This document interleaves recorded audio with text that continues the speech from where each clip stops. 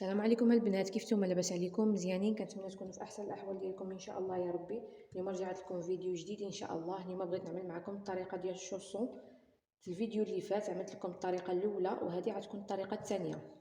نبداو بالمقادير ديال العجينه وديك الساعه نوريكم المقادير ديال الحشوه. عندنا هنايا كيلو ديال الطحين، من الاحسن يكون مغربل. عندنا هنا 2 مغارف كبارين ديال الزبده، 2 مغارف صغارين ديال السكر، شويه د الملح، مغرفه صغيره ديال خميره الخبز، 2 بيضات، مغرفه كبيره ديال الخل، و2 مغارف ديال زيت العود. وعندنا الماء دافي باش نجمعوا العجينه. نبداو بتحضير العجينه. نبداو على بركه الله. نجيبوا الاناء بحال هذا،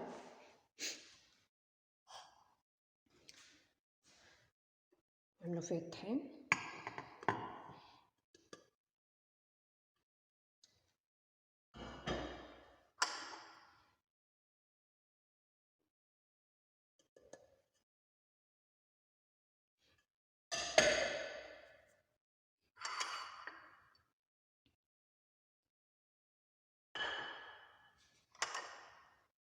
كنضيفوا الملح والسكر والخل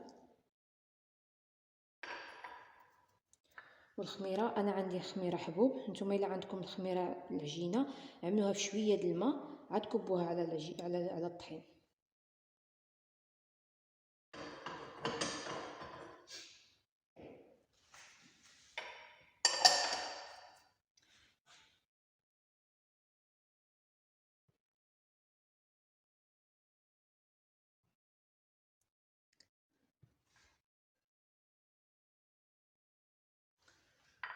نضيفوا الزبده،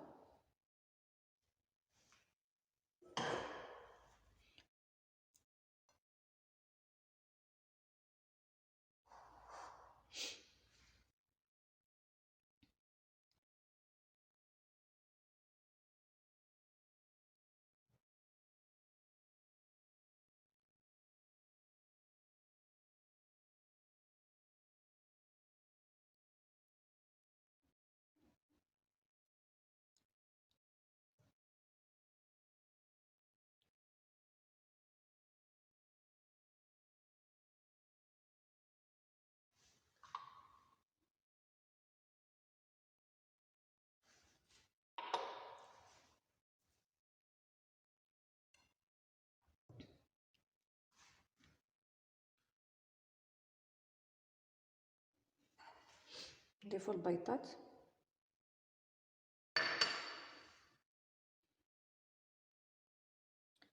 خلطوهم مزيان مع بعضهم. عاد ديك الساعه نبقاو نضيفوا الماء بشويه بشويه. العجينه واخا تكون كتلصق ما تخافوش منها، ملي كترتاح ما كتبقاش كتلصق. العجينه خصها تجي خفيفه رطبه، ما خصهاش تجي قاصحه.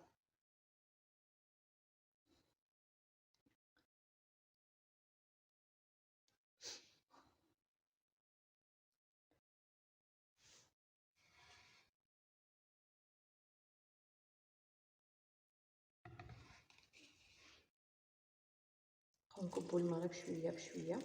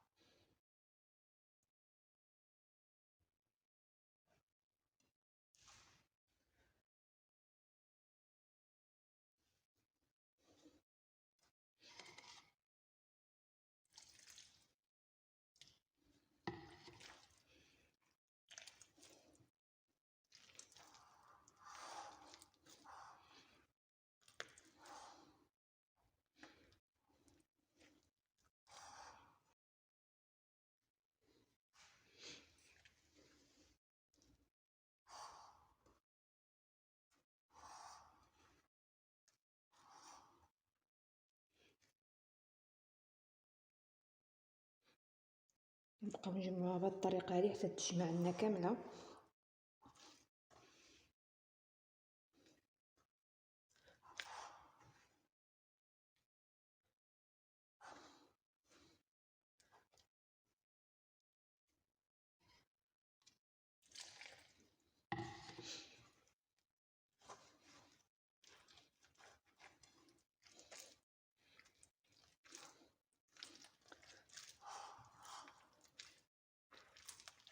الماء عينكم ميزانكم، كتبقاو تكبوا شويه بشويه الماء حتى كتجمع لكم العجينه ديالكم كامله. صافي ديك الساعه كتوقفوا.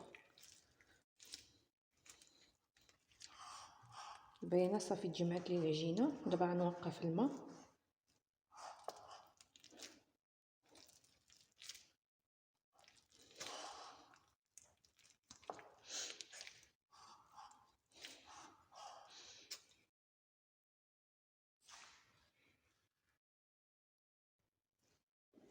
بعد ما جمعنا العجينه ديالنا كيف ما كتشوفوا كتجي خفيفه،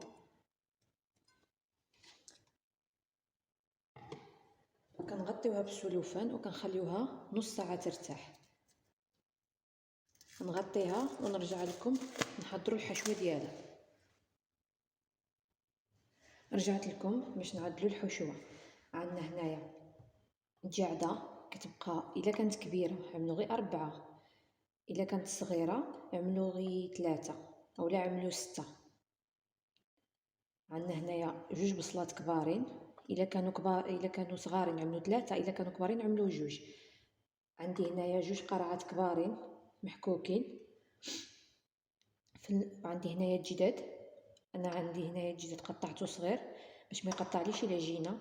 نتوما الا بغيتو، انا عملت هنايا غير 4 كيلو، نتوما الا بغيتو على حساب شحال بيكم في الدار، اولا الا بغيتو تعملوا بكفته كيبقى الاختيار ديالكم. انا عملت غير 4 كيلو ديال الجداد مقطع طريفات صغارين. هنا عندي انا بالاقامه، نتوما الا بغيتو تخليوها بلا الاقامه تعملوها نتوما ملي تكونوا كطيبوه. عندنا هنايا الابزار، عندنا هنايا شويه الخرقوم، عندنا هنايا الثومه الا كانت عندكم الثومه عاديه مزيانه، الا كانت هذه بودره حتى هي مزيانه. عندنا هنايا سكينجبير والزعتر والربيع وشويه الزيت. نبداو على بركه الله.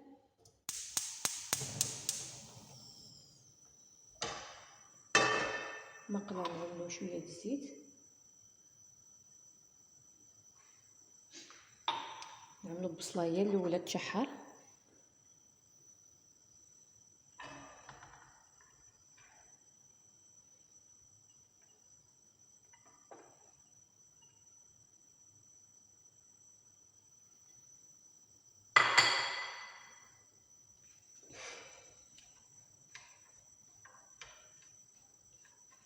كنشحروا البصله مزيان حتى كطيح، عاد كنعملوا لها معاها الجعده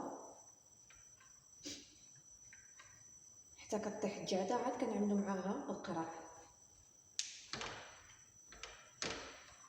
والجداد اولا الكفته كيبقى هو الاخراني.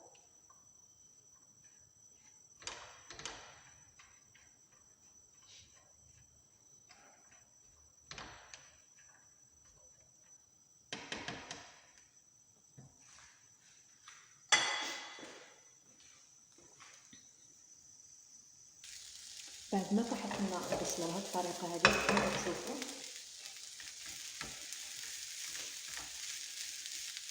كنضيفوا لها الجعده.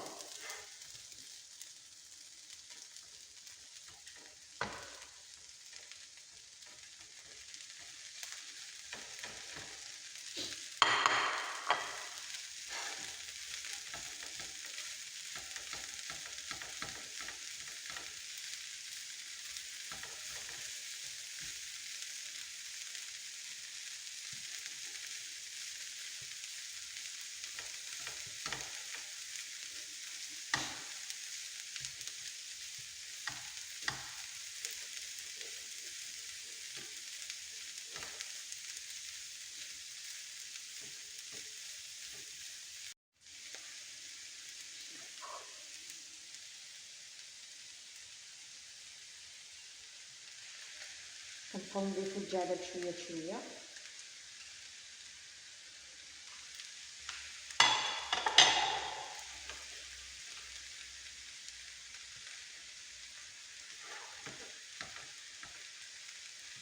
نخليوها طيب مزيان.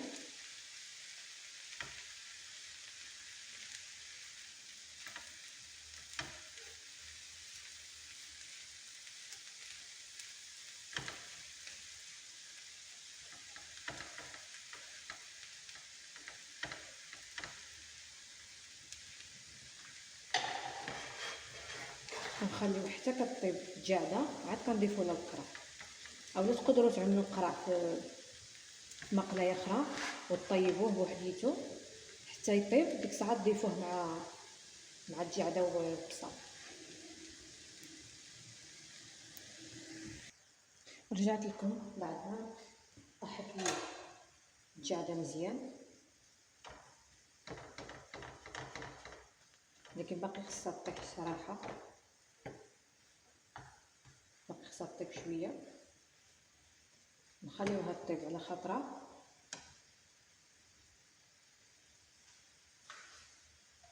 نجيبو واحد كاسوله اخرى ونعملو فيها القرع باش نربحو الوقت.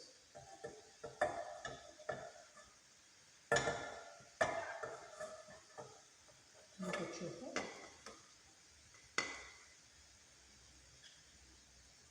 نخليوه يطيب حتى هو على خطر.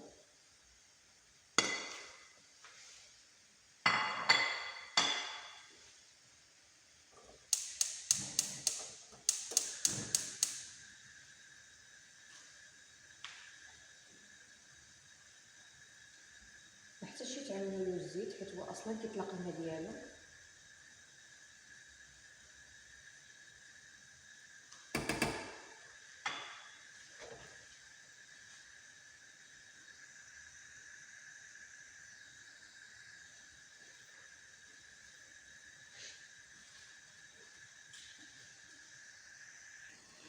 بعد ما طاحت لنا الجعده والقرع نخلطوهم مع بعضهم.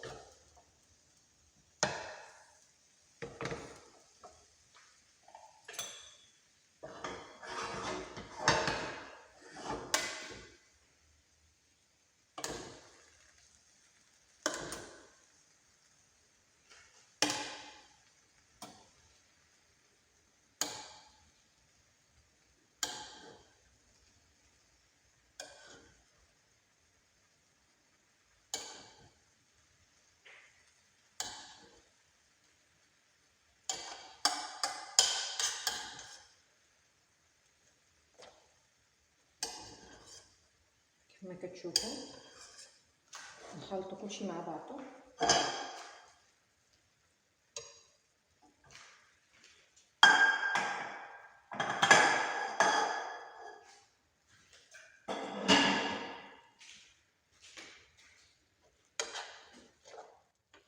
نخلطوا كلشي مع بعضو باش نعملوا الاقامه ونعملوا الجداد.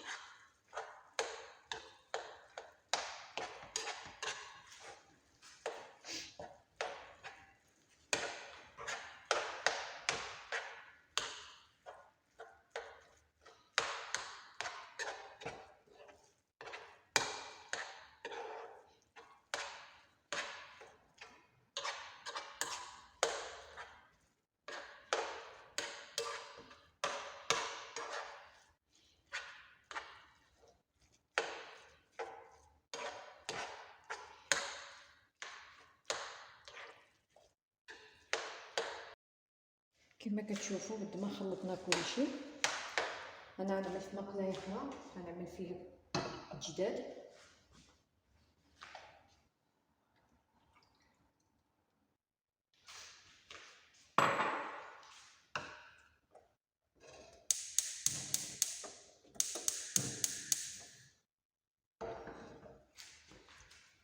خلي فيه هاد الجداد يطيب مزيان، عاد نخلطو مع الحشوه كما كتشوفوا. الحشوه ديالي غادي نعمل فيها الربيع،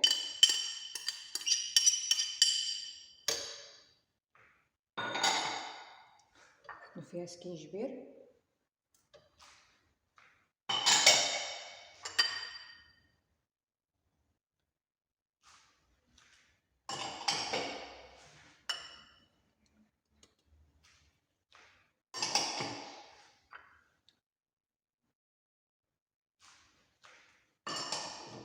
غنخلط كلشي والسحتر غنخليه حتى الاخر.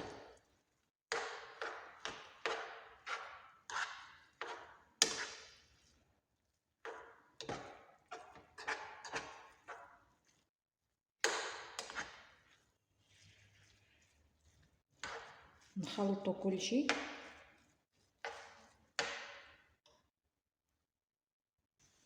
بعد ما خلطنا كلشي غنشعلو ليها البوطه شويه باش يتخلط لنا كلشي مع القامه. وملي طيب لنا الجداد نعملوها مع الحشوه ونخليو الحشوه حتى تبرد، عاد ديك الساعه نقدروا نعمروها.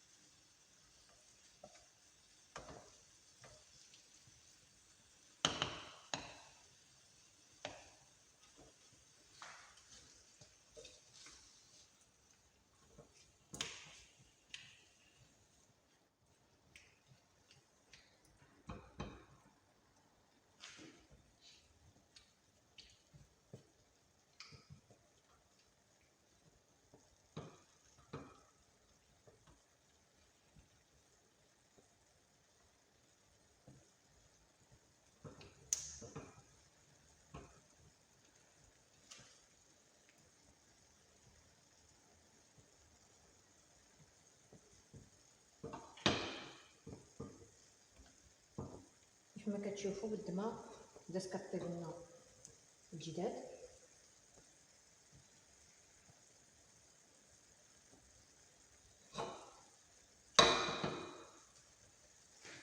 الحشوه ديالنا حتى هي بدات كتدخل فيها القامه كما كتشوفوا. نخليوها غير شويه ونطفيوها.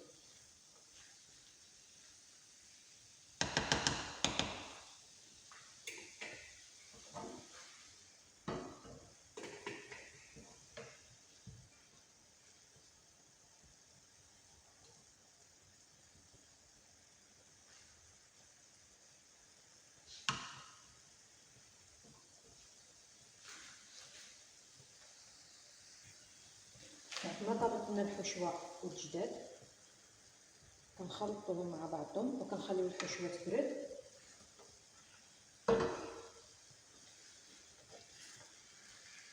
باش نحضروا العجينه.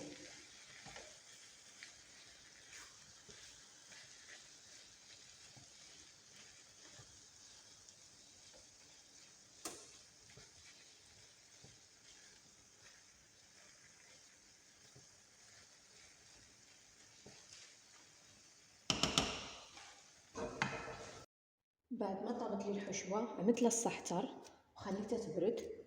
ومن الاحسن عملوها تقطر باش ما تقطع لكمش العجينه. بعد ما فتحت لي العجينه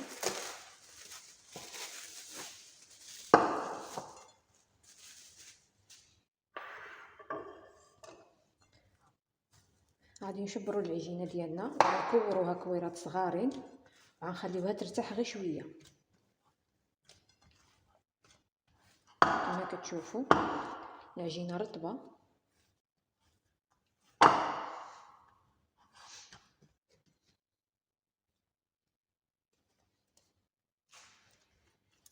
نعملوا كرات صغارين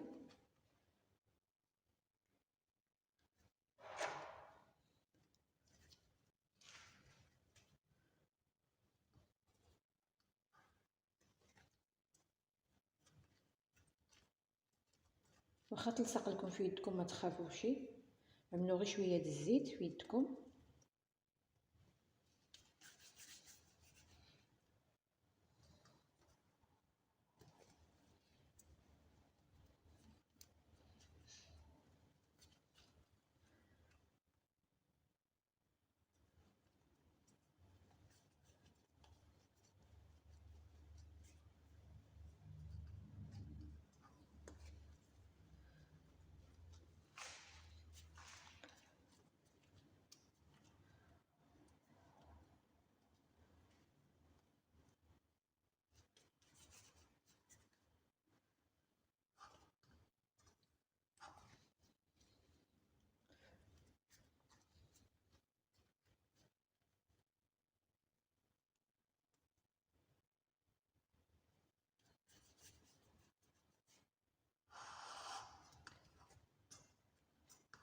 كنبقاو بهذه الطريقه حتى كنكملوا العجينه كامله. نكمل العجينه ديالي ونرجع لكم بعد بعد ما كورت العجينه وخليتها ترتاح واحد شويه.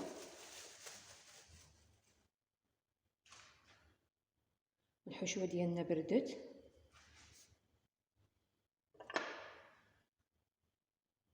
كنجيبوا العجينه ديالنا وكنطلقوها طويله بالطريقه هذه.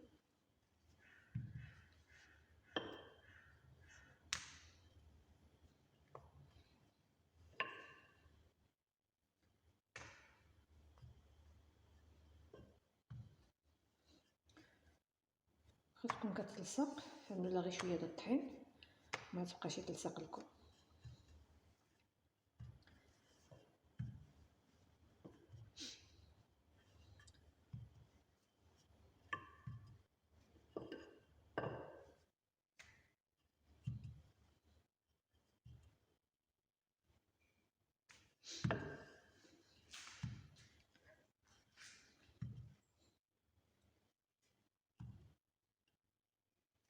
نجيبوا الحشوه ديالنا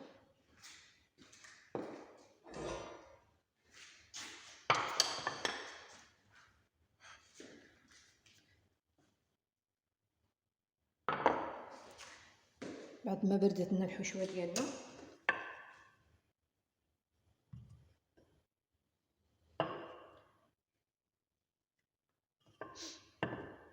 خصها تجي رقيقه وما خصهاش تجي غليظه.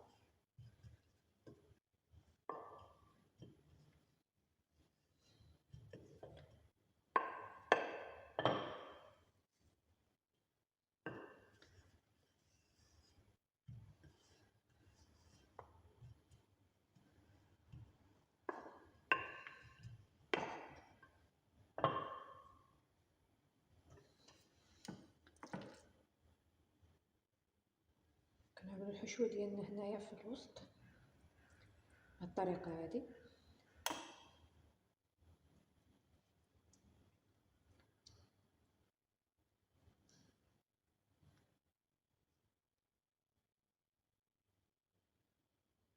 كنقسموا العجينه ديالنا باش كما قلت لكم كنقطعوها باش ما كتجيوش كبيره. كنجيبوا الموس وكنبقاو نعملوا بحال هيدا.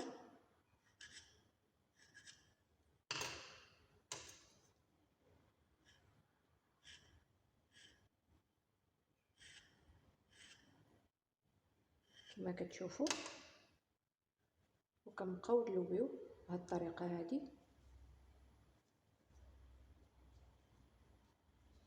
هذا هو الشكل ديالها. تقدروا تخليوها هيدا ولا تقدروا تجمعوها مع بعضها، بقاو نتوما وكيفاش خصكم. بغيتوها تكون كبيره كتخليو العجينه كيف ما طلقتها كتعمروها، بغيتوهم يجيوكم صغارين كتعملوهم بهذا الشكل هذا.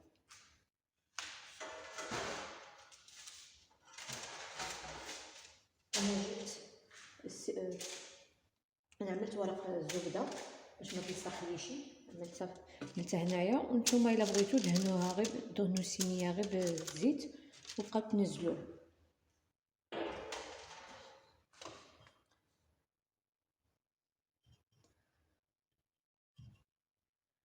كنجيبوا العجينه الاخرى كنبقاو نطلقوها بهذه الطريقه هذه.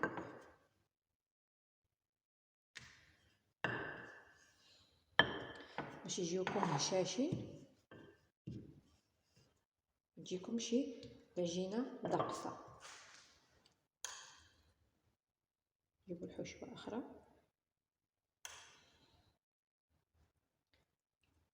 كنتنيوها هيدا.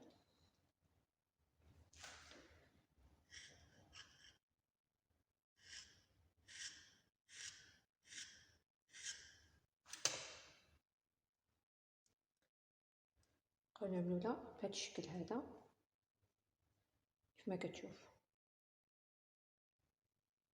بهذه الطريقه هذه.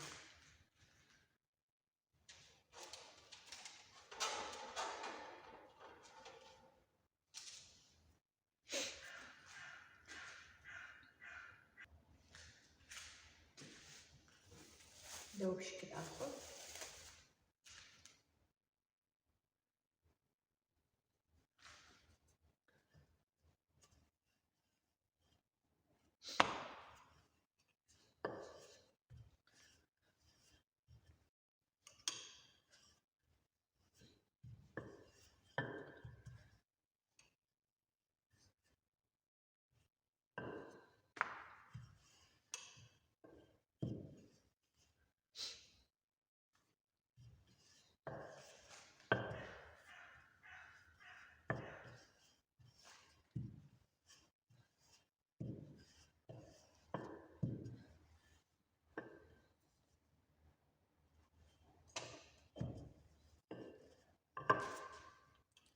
كنعمروها بالحشوه ديالنا.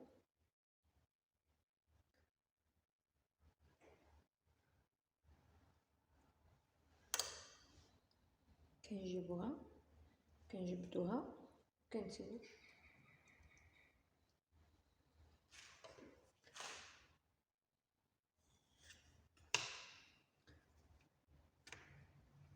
كاين شكل اخر اللي هو هذا.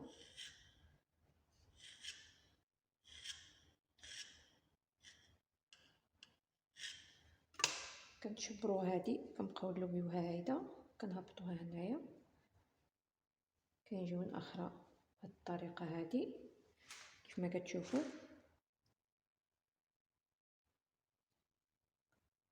بهاد الشكل هذا.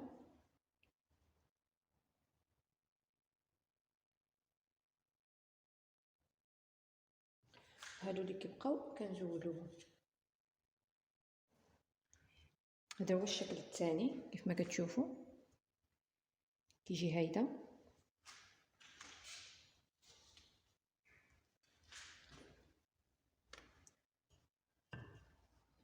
كنبقاو مستمرين على هاد الطريقه هذه حتى كنساليو الحشوه ديالنا كامله.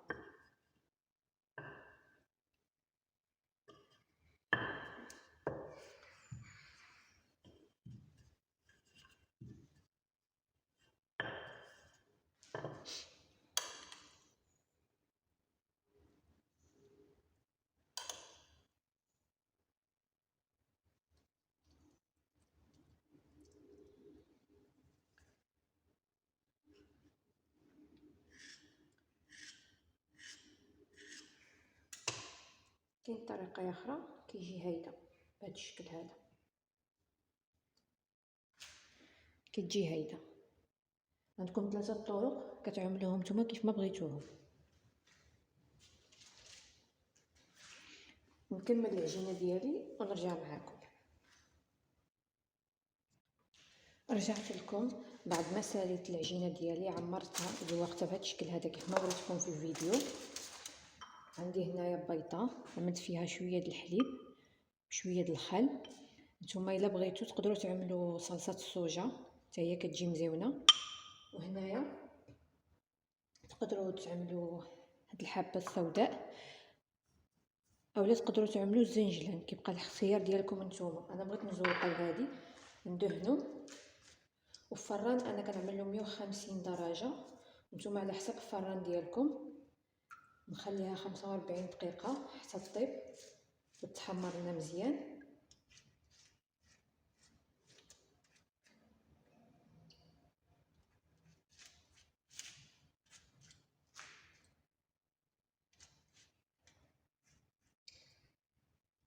التزيين كيبقى اختياري، كتبقاو نتوما كيفاش بغيتو تزينوها.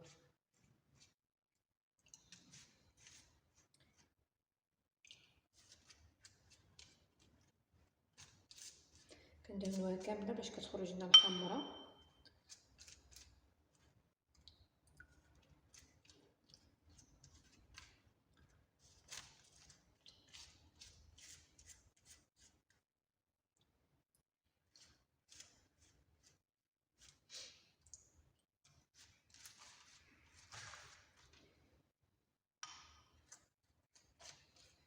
الا بغيتو تجيكم كبيره اكثر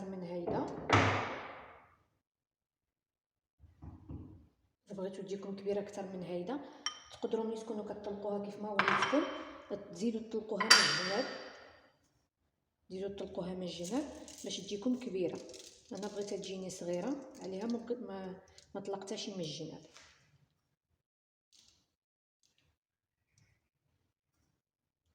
كنزوقوها بهذا الشكل هذا.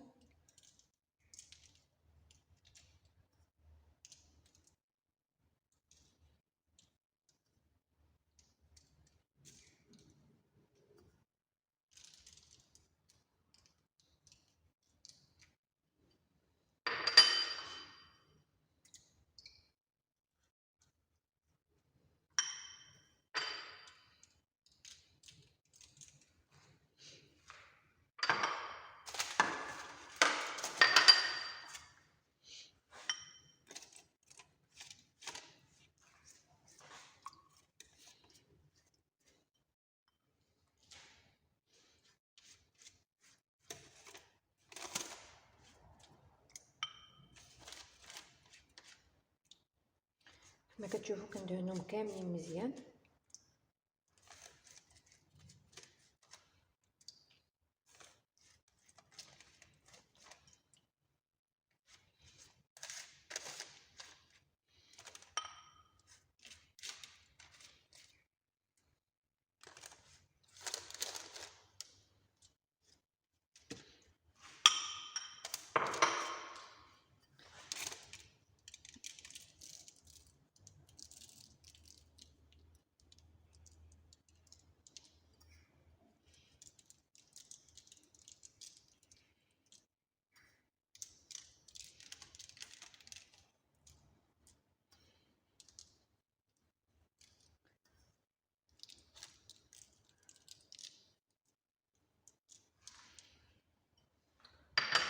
ندخلهم للفران يطيبوا. ملي يطيبوا لي نرجع لكم نوريكم الشكل النهائي ديالو.